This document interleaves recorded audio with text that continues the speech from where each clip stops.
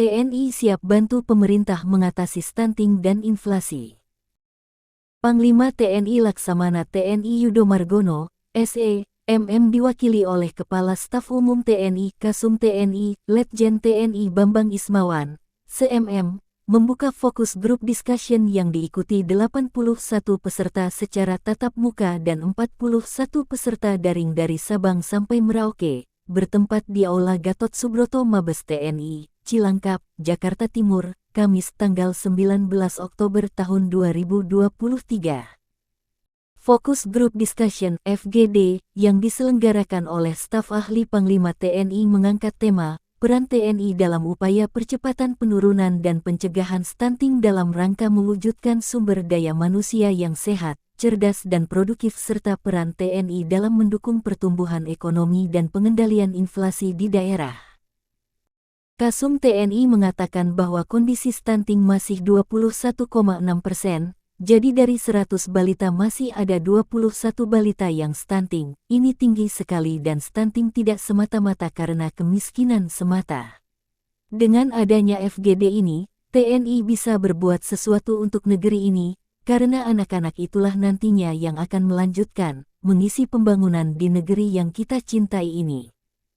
Menurut Kasum TNI, pentingnya para orang tua memiliki pengetahuan terkait stunting. Di beberapa daerah dengan sumber daya yang cukup tetapi stunting tetap tinggi karena kekurangan pengetahuan yang dimiliki para orang tua.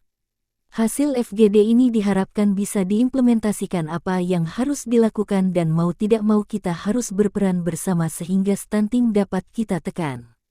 Tahun 2024 pemerintah menetapkan stunting harus turun ke 14%. TNI sangat-sangat diperlukan sehingga kita dapat membantu bagaimana nanti mengurangi stunting, jelasnya.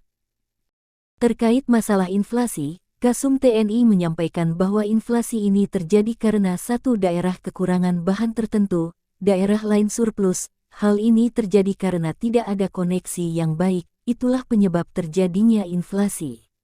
Disinilah pentingnya peran TNI untuk mengurangi inflasi di suatu daerah. TNI bisa membantu mendistribusikan kebutuhan satu daerah yang surplus untuk menutupi kebutuhan daerah lain yang membutuhkan.